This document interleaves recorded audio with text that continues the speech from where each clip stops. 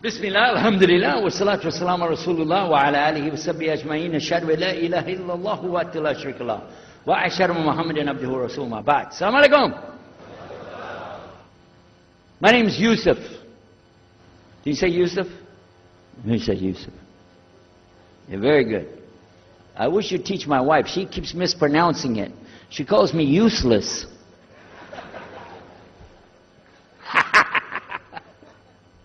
Alhamdulillah.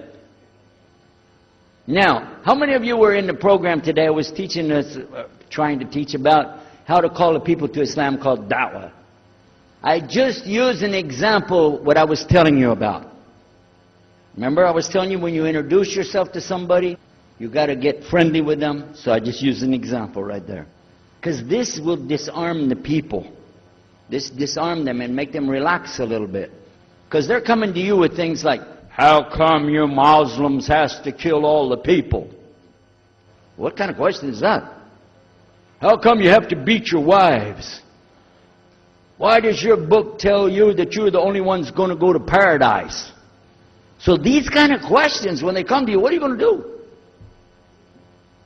So the first thing, as we said in the program, and I hope, by the way, if you didn't join us today, join us tomorrow. But when we're doing it, you look through the schedule. I'm not going to get into that, but just look through the schedule and join us for this whenever we're talking about the da'wah. Because part of giving da'wah is you. And if the people aren't buying it, they're not going to listen to what you got to say. So you got to soften them up a little bit. Got me? Okay, where are we? The subject tonight is the subject of priests and preachers entering Islam. And often people ask me, we heard about you used to be a priest or something and you came into Islam, so, tell us about it. We want to know, how does that happen? And it's not just Muslims who want to know. Non-Muslims would like to know the story too, because they feel like, you mean you didn't understand? I mean, you were a priest, you didn't understand about Jesus? Come on, man! So, it's a topic that I talk about a lot. The first thing I have to do is clarify a couple of points. I was not a priest. In the English, we use the word priest to mean somebody who is in the Catholic Church. If you're not from the Catholics, if you're from the Protestants, then you don't use that term. We usually use the term, for instance, pastor, minister, preacher, reverend, and these are some of the titles. We came up with an awful lot of them because that's the way humans are, right? Give ourselves titles. So, I was a preacher and a minister of music. But it doesn't really matter, but just if you're talking to a Christian and you say a priest, he's going to say, oh my God, how is that? And when they find out, oh, you weren't a Catholic, well, that's a lie, then you weren't a priest. So I want to clarify that. As a matter of fact, I will tell you in my own estimation, I'm probably the least of the factions within this equation. Because there were so many other people that came into Islam the same time I did. That's why it takes a little bit of time to tell the story. But they asked me to tell it tonight, so we're going to do that. But I want you to listen carefully to realize what goes through the mind of a person that's not Muslim. Okay? And I usually start out by telling people that my father and I were both ministers, and both of us were also businessmen. In the reverse order. We were business first and preacher second. Got me? Because, well, as they say, business is business. And that's exactly how it worked. We operated mostly in Texas. We had a place in San Antonio, Houston, and also in the Dallas area. And we were very concerned about Christian conditions. So my father started something called Concerned Christian Centers. And basically, if you look at it from a material point of view, it was a place to sell stuff. But what we would do is take consignment things in. People could bring things into us, and then we would sell it and keep part of the money. And keep a lot of the money. But anyway, they would bring in what they make with their hands, arts and crafts. And a lot of old women, they like to sit around and make things, then they give it to us. And this helps the church, which is called the church, and then it helps them as well. So it became like business and religion tied together, and that's very common in our country. At one point, my father told me, we're going to start doing business with a man from Egypt. Well, I said, well, this is great. International. It sounds good. We can put this in our business card. We're international. He said, and this man, he's from Cairo, Egypt. And that's where, if you know, they have the Nile River. They have those big pyramids. They have the Sphinx, Abu Hul. You know, they got everything. I'm saying, oh, this is good. He said, and he's a Muslim.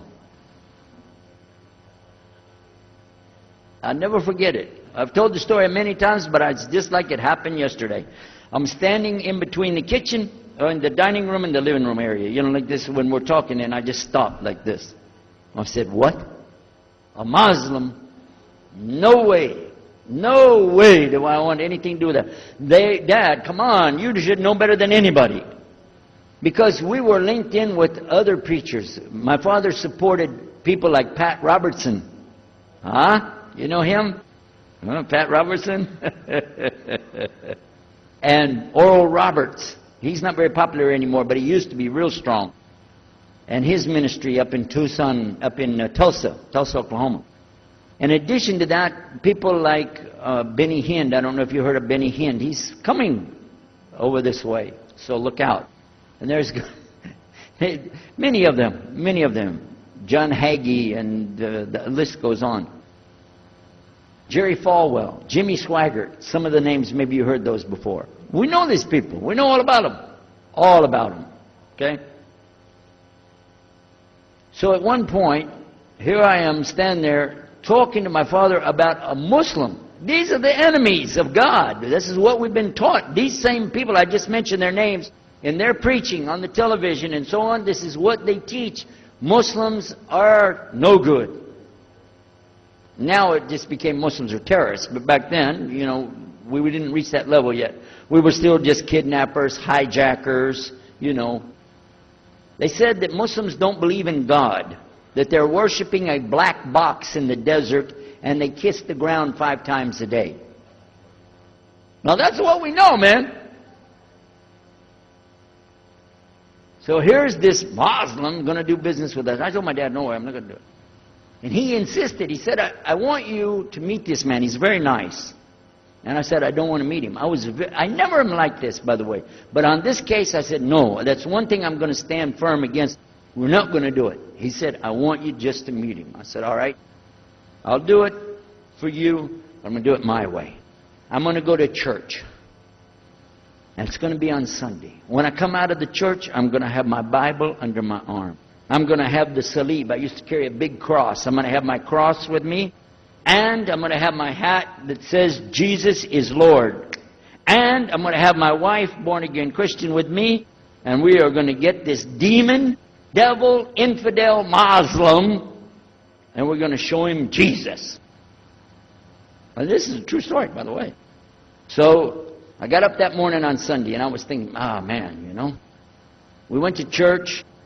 Strangely enough, the preacher was preaching out of the Old Testament about salvation coming at the time of David, which really puzzled me, because according to Christianity, it's coming through Jesus.